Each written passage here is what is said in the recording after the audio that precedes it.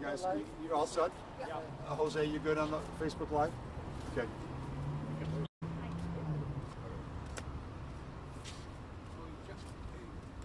Morning. Morning, we're ready? Okay, everybody good? We're good. All right. All right, good morning. I'm Commander Don Jerome from the 9th District.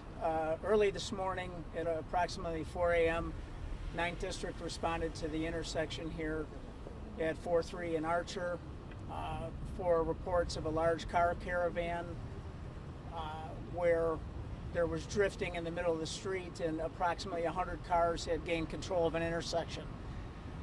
Our SDSC room was monitoring this on video live from the 9th District station. As the officers were responding, we received a shot spotter alert of at least 13 rounds that went off, as well as our SDSC room informing the officers that there were shots fired and people hitting the ground. Upon initial unit's arrival, investigation revealed that there was a total of 5 people shot. 4 were self-transported to Holy Cross Hospital, and 1 went to Mount Sinai Hospital. As a result, 3 people have succumbed to their injuries and are now deceased. All 5 people shot were male Hispanics. The 3 deceased are 1 male Hispanic, approximately 15 to 20 years old, 1 male Hispanic, approximately 16 to 20 years old, and another male Hispanic, approximately 20 years old. All 3 of the decedents did have a gang affiliation. There are 2 other people that were shot. They are both in serious condition at Mount Sinai Hospital, but they are expected to recover. The crime scene consisted of multiple casings here that were recovered by the detectives. No guns were recovered on scene. This was our first call of any type of caravan activity on this evening. There were several calls of car caravans citywide. However, this was the first one that we responded to in the 9th District. The 9th District and the area detectives are continuing this investigation, sorting through video as we speak and speaking to witnesses. Lastly, I'd like to offer my condolences to the decedents and to their families and everyone else that was affected. Any questions? Caravans across the city. Can you elaborate on what happened overnight? I don't know the specifics of the other car caravans, but we have several car caravans that, a semi-recent phenomenon where they gather throughout different points of the city, and there were several others last night of no consequence, and none in the 9th District until this one. So you don't mean several caravans going on overnight? You're saying in general? Or? I'm saying in general, there's car caravans that go throughout the city. This was the first one that happened in the 9th District last night. Have you identified how many suspects you would be looking for? The initial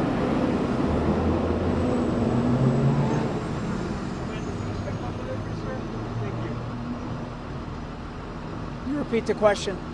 Have you identified how many suspects you could possibly be looking for? Our video review, and I stress this is a preliminary investigation, but our initial review shows that there was 5 people involved, and 3 of those people involved are now deceased.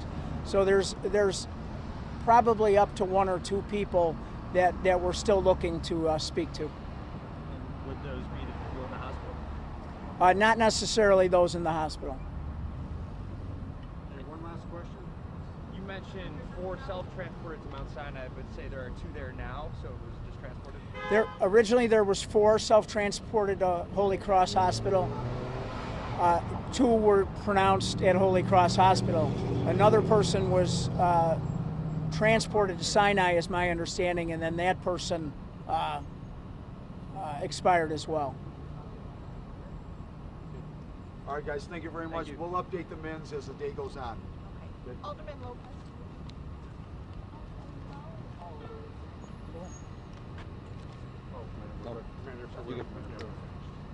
Good morning. You're the best. Thank you. So, as far as you know, can you confirm this is the first time that's happened in the 9th district?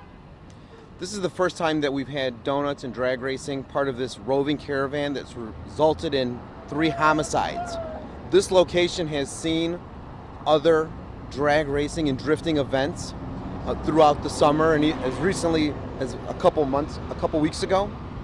But this morning is the first time that we've seen it cause fatalities, where homicides have been involved. And I think that is because of a number of reasons. One, we have to remind the public this is not a game.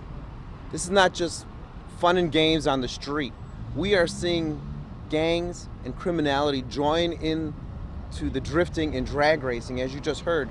You know, an argument between participants of different gangs has led to bloodshed on the streets of Brighton Park. And this is unacceptable. That's how people should be starting their Sunday morning when they should be focusing on taking their families to church. We now have at least 3 families planning funerals.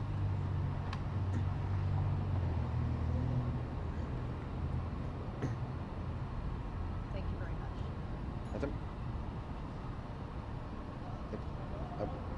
I just don't, I guess I'm trying to wrap my head around the reasoning behind why this is a phenomenon. Like, do you have any insight into it? This phenomenon, which probably started out as boredom, has now become a mainstream circuit-style event. It's being promoted on social media, it's being encouraged, and unfortunately, it's not being stopped by the city of Chicago. Young people think that they can continue to do this, following the lead of individuals who we know are spreading these kind of events on Snapchat, Instagram, and other social media networks.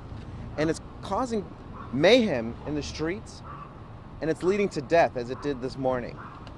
We have to say enough. We know our officers are doing their best, but you cannot ask 4 officers to come to an event where there are literally 200 people in cars with weapons acting like fools in the city of Chicago.